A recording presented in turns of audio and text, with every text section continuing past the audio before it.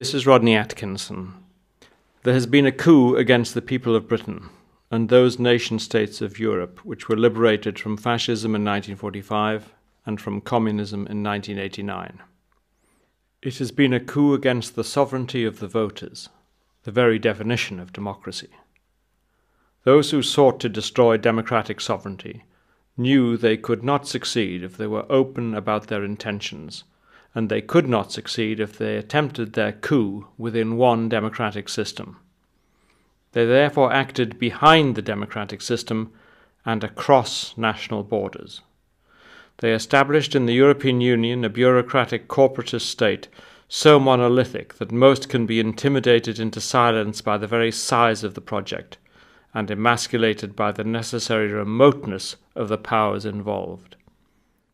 The plans for this essentially fascist process were laid and carried out by, among others, many leading Nazis and fascists after the Second World War, and realized in the European Union today. The fact that many naive constructors of today's Europe had good intentions does not mitigate the fact that they have summoned up the hated regimes of the fascist past and created structures built on the ashes of democratic nationhood, all of which coincides with the plans of the very European fascists they thought they were expunging. Now that their hitherto secret aim of turning the democratic nation-states of Europe into a gigantic corporatist empire is imminent, the new dictators have grown bold. Now they can act as if the voters do not exist, for they know the voters have no power. Although the European Constitution was thrown out comprehensively by the people of France and the Netherlands, it has been reintroduced in the form of the so-called Lisbon Treaty, and EU governments have been intimidated into avoiding referenda of their peoples. Having blocked such referenda, the European Commission had the unmitigated gall to launch a new initiative under the heading Debate Europe, Giving Citizens a Voice. 95% of the member states of the European Union denied their peoples the right to vote on the massive loss of democratic rights in the Lisbon Treaty.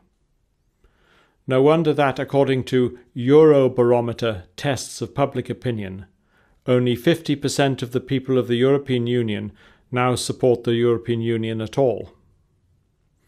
Even more disgracefully, the Irish may have changed their minds on Lisbon because they were frightened by the collapse of their economy. How ironic, because that collapse was due to German financial exploitation of their banks, and because Irish membership of the euro prevented them from controlling their own exchange rate and interest rates in a recession. The Lisbon Treaty establishes a new legal country to which EU member states are subservient. It makes future constitutional change possible even without consulting them. It removes the EU's founding principle of free and undistorted trade.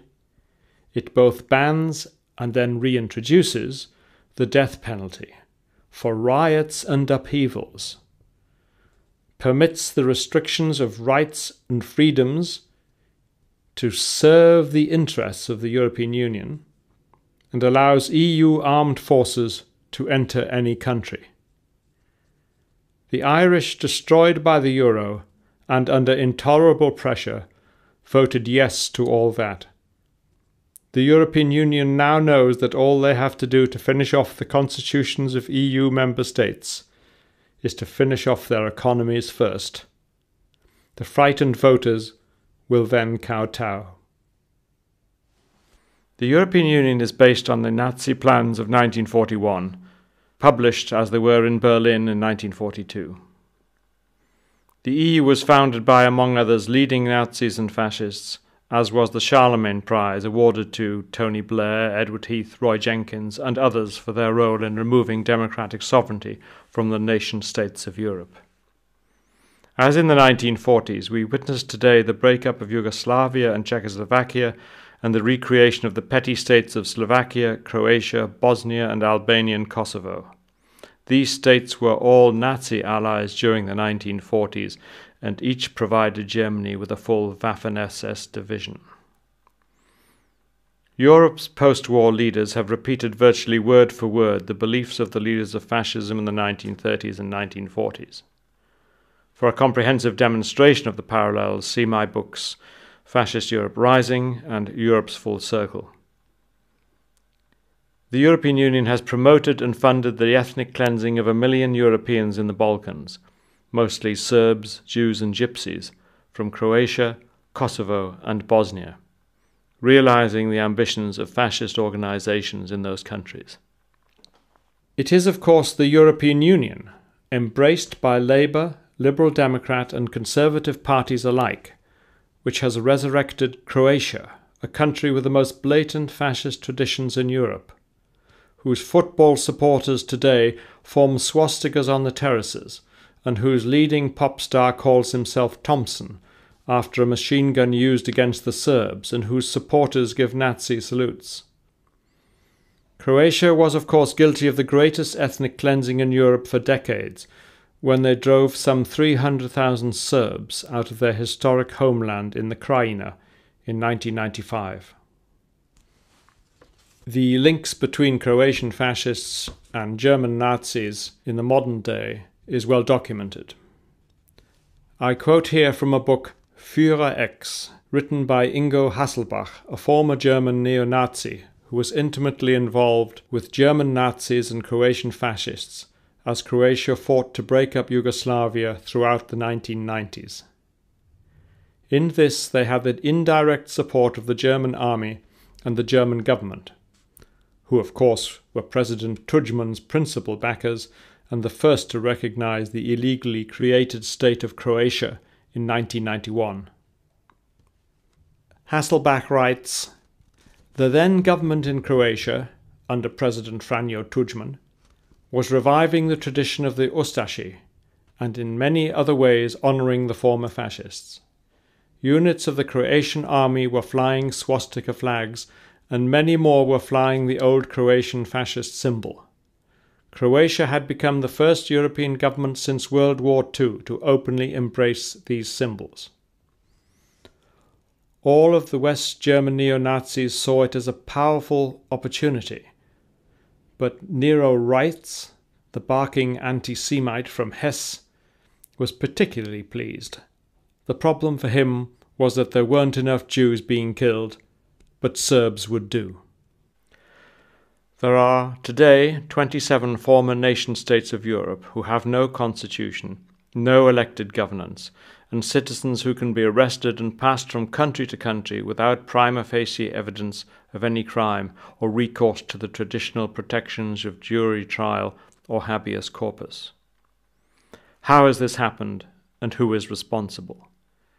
You only really know a political institution by the kind of people who support it. By that measure alone, the fascist origins of the European Union are difficult to deny.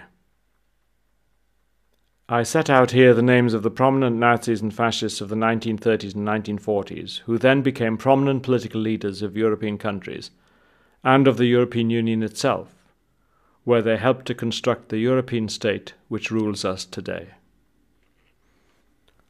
Walter Hallstein. Hallstein was State Secretary for Foreign Affairs under Adenauer. He established the Hallstein Doctrine, which denied diplomatic recognition to those states which recognized East Germany. He had been a member of many leading Nazi organizations, the most significant of which were the National Socialist University Lecturers Association, Dozentenbund, where he qualified as a Nazi leadership officer, enabling him to join the army as an officer in 1942. And he was also a member of the National Socialist League for Protection of the Law, Rechtswahrerbund. Such organizations were not like being a mere member of the Nazi Party. They were central cadres of Nazi rule to which only the most committed would have been admitted. The French President General de Gaulle summed up Hallstein in the following words: "If Dr. Hallstein is a convinced European, it is because he is first and foremost an ambitious German." His ambition during the Nazi period was evident from his intimate involvement in the preservation of Nazi doctrine in universities and the promotion of Nazism in German law. Walter Hallstein became the first president of the EEC Commission in 1958. Paul Henry Spaak. Spaak joined the Belgian national government as foreign minister in 1936 and with Henri de Man developed the Belgian National Socialist Party. One of his notable acts was to refuse assistance to the legal Spanish Republican government then locked in civil war with Franco's fascists. In 1938, Spaak said, "Some people wish to lead us into a policy of solidarity with the democracies against the fascist states. I refuse to stick to such a policy." He concluded, "If Great Britain and France want to help Czechoslovakia by invading Germany through Belgium, they will be treated as invaders." In fact, as the memoirs of Sir Alexander Cadogan, the pre-war British cabinet minister, note, that is exactly how the British forces seeking to defend Belgium against the invading Nazis were treated. Paul Henry Spaak became one of the EU's founding fathers and Secretary-General of NATO. Walter Funk. Funk joined the Nazi Party in 1931 and promptly became not only Hitler's personal economic advisor, he was also Reich press chief and minister under Goebbels at the propaganda ministry.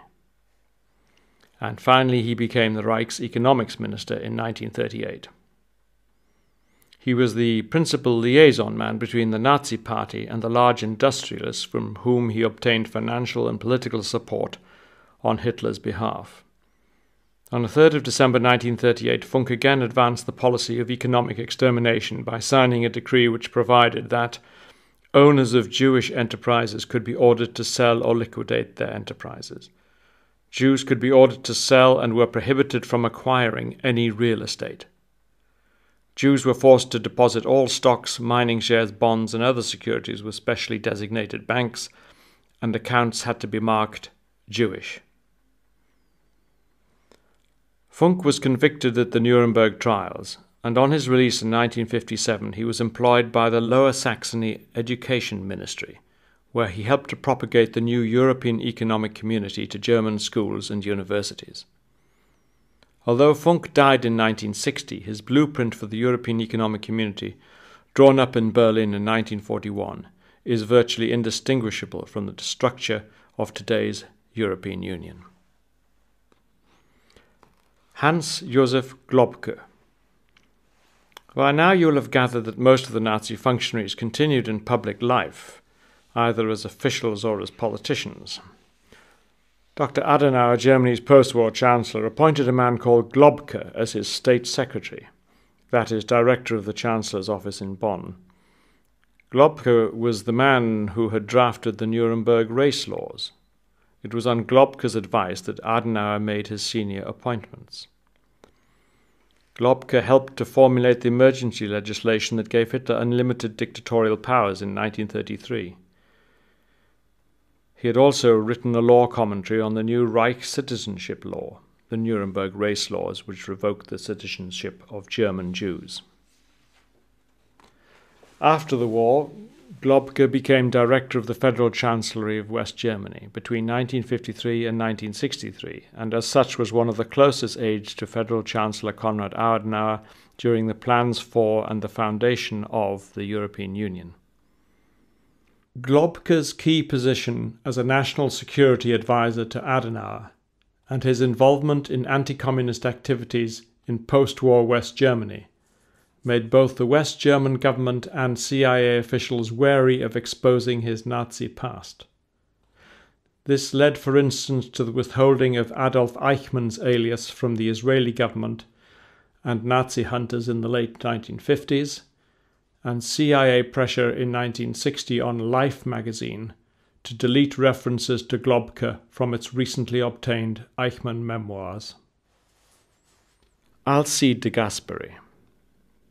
The then journalist, de Gasperi, belonged to that Catholic world of the early days of the Mussolini regime in Italy, with which the Vatican collaborated and maintained close contacts.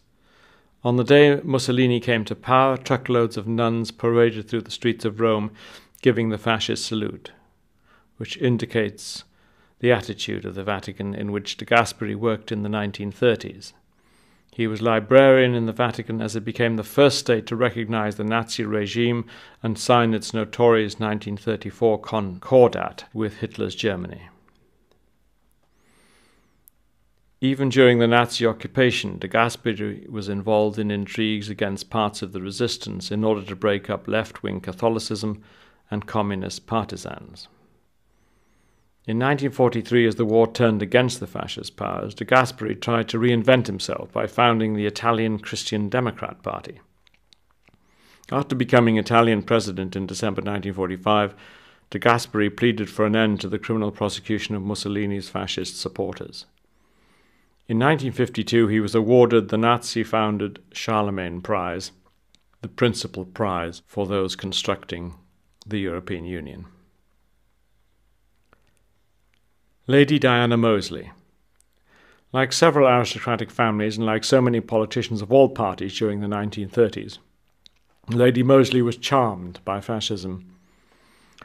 Like Lloyd George, she admired Hitler. Like the liberal Lord Lothian or the socialist Arnold Toynbee, she would certainly have joined a Nazi-based government of Britain. Like Labour's Lord Allen of Hertwood, she would have argued for more African colonies for the German Reich, and like the conservative Sir Samuel Hoare, she would have tried to get rid of Churchill in order to prevent war. Her husband, Sir Oswald Mosley, founded a fascist newspaper called The European, and Lady Diana Moseley, in an interview with the BBC shortly before her death, poured scorn on British Eurosceptics and gave total support to the European Union. Strange that the BBC should so recently interview a lifelong fascist, but perhaps not, when we consider that the BBC kept Churchill off the air for 28 months between 1937 and 1939. Alfred Töpfer, the founder of the Alfred Töpfer Foundation. Töpfer's business interests in the 1940s provided slaked lime for the mass graves in the Lodz ghetto and was involved in the industrial exploitation of occupied France. In the final days of the war, Heinrich Himmler and other leading Nazis gathered at Töpfer's estate, Kalkhorst, a Nazi Reich leadership school. Foreign collaborators with the Nazis were trained to take over governorships of the German Reich in the conquered European states. The founder himself, Töpfer, gave race lectures at Kalkhorst. After the war, Töpfer supported financially Thies Christoffersen, the author of the book The Auschwitz Lie, which denied the extermination of the Jews. The Töpfer Foundation has, since the war, demanded further compensation for their lost Nazi land in the East. The former Nazi possessions comprise several hundred hectares and are the subject of dispositions made by the 1945 Potsdam Agreement. The Töpfer Foundation today has claimed the protection of the European Human Rights Convention. The foundation is today a highly influential political movement.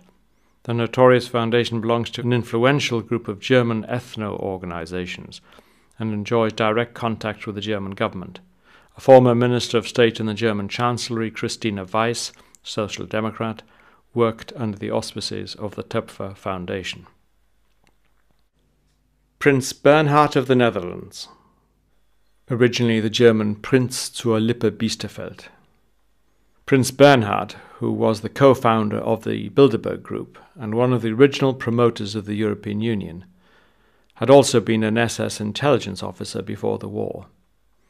He had been attached to the Nazi conglomerate IG Farben, which promoted Nazi interests around the world and spied for the German state. IG Farben was so dangerous that it was broken up by the Allies after the war, although many of its successor parts, like BASF, are particularly active in promoting the European Union today. This information about Bernhard and the company he worked for was confirmed by evidence of Max Ilgner, the former head of IG Farben, at his trial at Nuremberg. Despite continuous denials after the war that he had ever been a Nazi Party member, Bernhard was revealed in 1995, thanks to details released from US archives and published in the Netherlands, to have been a member of the Nazi Party from an early date, along with no fewer than 11 members of his family. A copy of his resignation letter is in the National Archives in Washington, D.C. The letter ended, "Heil Hitler," hardly a renunciation of Nazism. According to many, including the British academic Dr. Richard Aldrich, Prince Bernhard's Bilderberg Group was far more important than the European movement in creating the European Union. George McGee, later ambassador to Germany, and who in fact had been my father's tutor at Oxford in the 1930s, confirmed that the Treaty of Rome which brought the European community into being was nurtured at Bilderberg meetings. There was an interesting British press cover-up in 2002 when the Daily Telegraph printed an obituary of Prince Claus of the Netherlands on the 8th of October. Mention was made of his father-in-law, Prince Bernhard, having steered clear of the Nazis in the 1930s. I wrote to the obituary letter pointing out Prince Bernhard's long-standing membership of the Nazi Party, his role as an SS intelligence officer attached to IG Farben, etc., etc. The editor referred me to the letter's editor, but she refused to publish the letter. After detailed correspondence with Charles Moore of the Daily Telegraph, the paper still refused to publish the facts, i.e. to correct their complete falsehood about Prince Bernhard. The Times, the Daily Mail, and the Evening Standard refused to cover the story. Kurt Georg Kiesinger. Kiesinger was an early member of the Nazi Party and as early as 1934 became a member of the Sturmabteilung. In April 1940, he joined the German Foreign Office and became the head of the department responsible for the Nazis' radio propaganda, not a function left to anyone other than a convinced Nazi.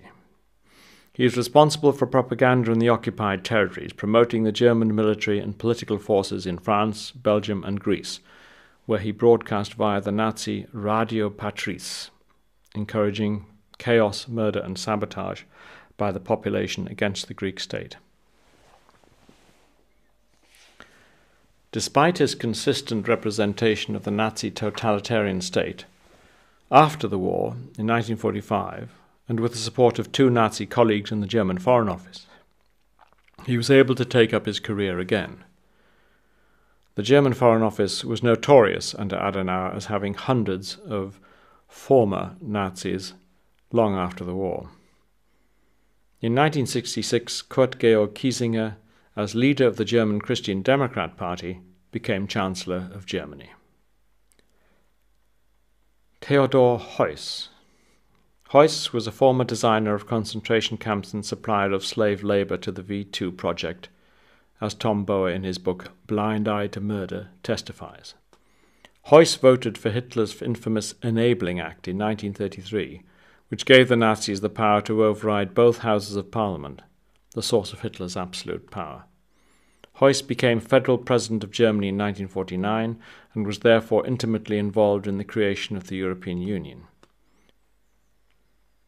The Federal Union of European Ethnic Groups. The FUEV is an anti-Semitic, Nazi-supported, German-dominated promoter of ethnic, regional politics, and that very regional principle now being embraced in Britain by the Labour government. Both the Welsh nationalists and the Cornish separatists are associated with the FUEV. One ethnic group is excluded.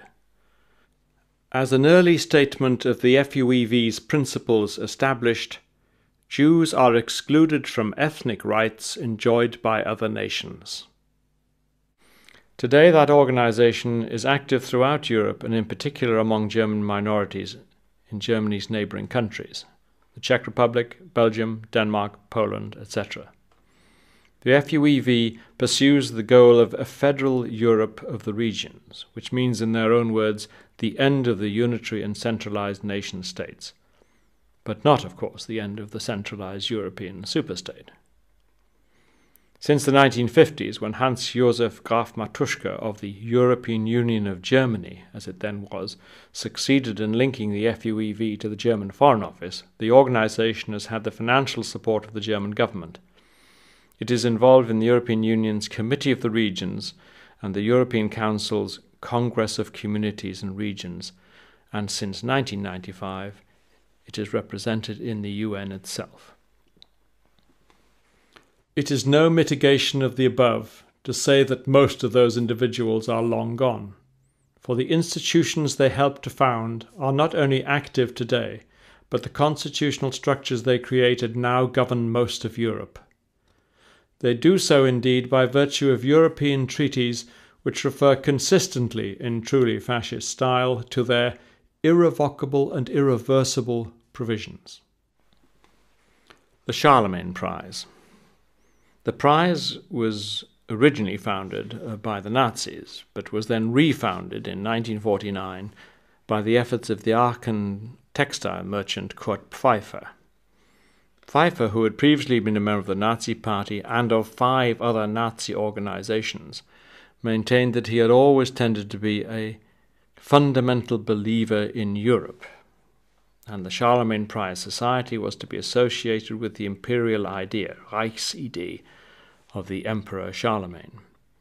The post-war image of Charlemagne as unifier of the Christian West was preceded by his Nazi portrayal as unifier of the German tribes.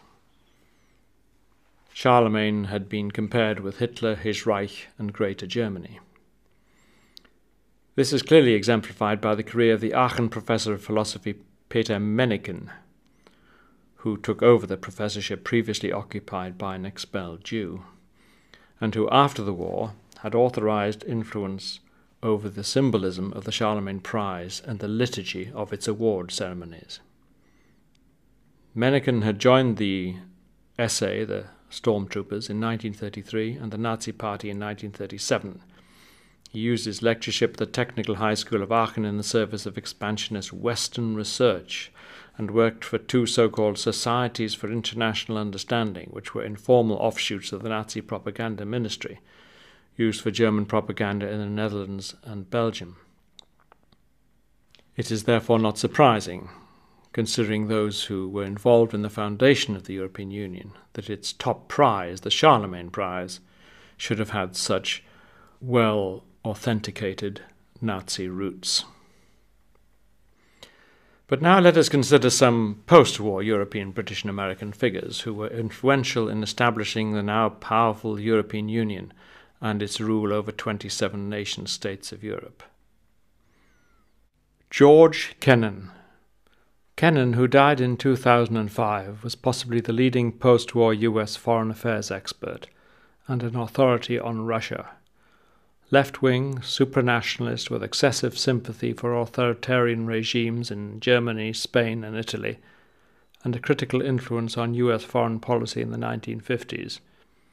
Kennan was a regular attendee at the Bilderberg Group, which nurtured the creation of the European Union.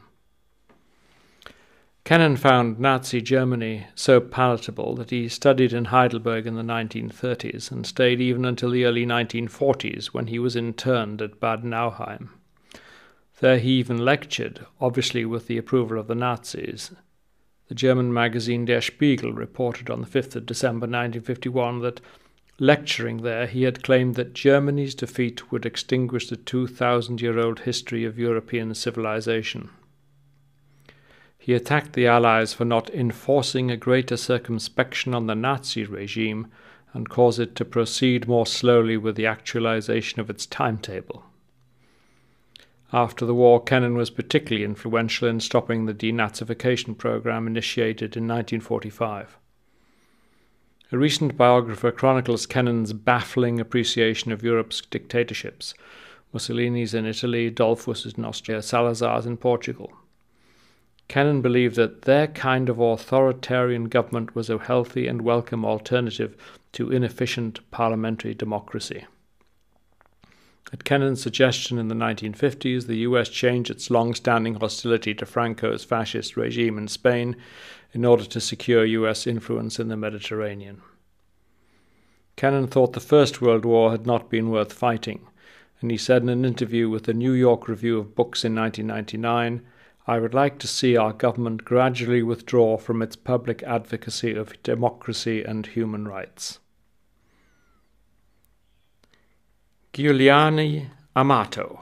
was a former Prime Minister of Italy and became Vice Chairman of the European Union's Constitutional Convention, which drew up the European Constitution, which of course was thoroughly rejected by the French and the Dutch in referenda, but has been reintroduced in the so-called Lisbon Treaty.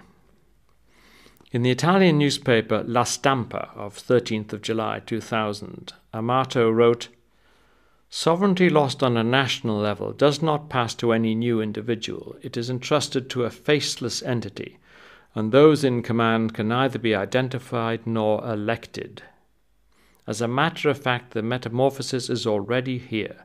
All we need are a few corrections here and there, along with a great deal of cunning. Their place will be taken by a multitude of authorities, each of which will be at the head of different interests." This, of course, is a classic element of fascism. And he continues, "Different interests that possess ambiguous levels of power. By moving, the power we are used to will disappear."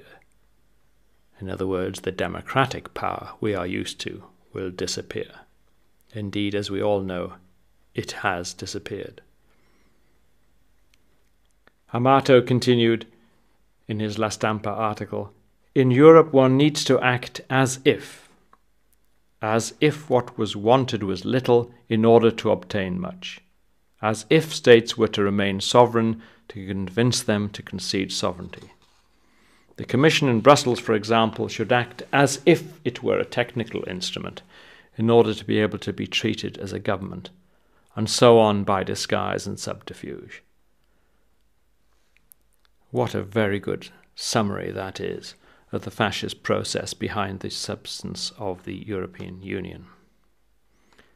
Now let's look at Kenneth Clarke, the former Conservative Home Secretary and Chancellor of the Exchequer. It was Kenneth Clarke, who was a young student in the Cambridge University Conservative Association, who invited Oswald Mosley, the leader of the British Union of Fascists, to speak, and the young Michael Howard, who became leader of the Conservative Party, resigned from the association in protest. Many political and corporate beliefs unite a Euro-fanatic anti-democrat like Kenneth Clarke and the former leader of the British Union of Fascists, Oswald Mosley. So perhaps the invitation was not surprising. Mosley had said, "At a moment of supreme crisis, the will to Europe a nation can arise everywhere from the soil of Europe like a primeval fire. First must come the idea." There is little difference between that which Oswald Mosley as an individual and the 1962 fascist National Party of Europe set out, and that in which Kenneth Clarke, the so-called conservative of today, believes, and which European treaties since 1957 have achieved. That explains why Clarke voted recently to prevent the British people having a vote on the Lisbon Constitutional Treaty. Although I note that he was chairman of the Conservative Party's Democracy Task Force. To say that the European Union is a combination of modern corporatism and historic fascism may sound extraordinary, but I have laid out substantial evidence for this in my two books, Europe's Full Circle and Fascist Europe Rising, and I will provide more evidence in my forthcoming book, Into the Fire. So finally you might like to guess which of these quotations from European leaders stem from the fascist 1930s and 40s, and which from the heyday of the European Union's construction in the 1980s and 90s. Might is right in politics and war. Genocide is a natural phenomenon. It is recommended, even commanded by the Almighty. Many Jews survive today thanks to the circumstance that they were forced laborers. Germans are tired of philo-Semitic overcompensation in the media and sterile grief rituals by politicians. The Jews should consider whether they would have behaved heroically if they had not been victims of the persecution. Germany should now, as it has become peaceful and reasonable, get all that Europe and the whole world has refused in two gigantic wars, a sort of smooth hegemony over Europe. Well, in fact, all the above quotes are from European leaders of the 1980s and 1990s. They were in the following order: Helmut Kohl, Chancellor of Germany; Franjo Tudjman, President of Croatia; Lutz Niethammer, advisor to German Chancellor Gerhard Schröder; Klaus von Dohnanyi, the former mayor of Hamburg; and finally Joschka Fischer, the former German Foreign Secretary. No wonder, as Newsweek noted on the 6th of June 1997, the German troops who marched into Bosnia after the breakup of Yugoslavia were greeted with cries of Sieg Heil. And no wonder the Kosovo Albanians said as NATO troops marched in that they were pleased to see the fascist armies. And they meant it in complimentary fashion. We live in very dangerous times. But let us be in no doubt what has happened to the United Kingdom as it surrendered to the rule of those who have for centuries sought our destruction. Nothing has happened which our Parliament and our governments did not freely do to themselves, albeit behind the backs of the true sovereigns, the voters. And if our MPs and government wish to survive, there is no power on earth which can stop them restoring the sovereignty of a free British people. But so long as they refuse to do so, they are and will be seen to be guilty of the enslavement of Britain by those very imperialist and fascist European powers which 50 million deaths and 2 world wars apparently failed to defeat.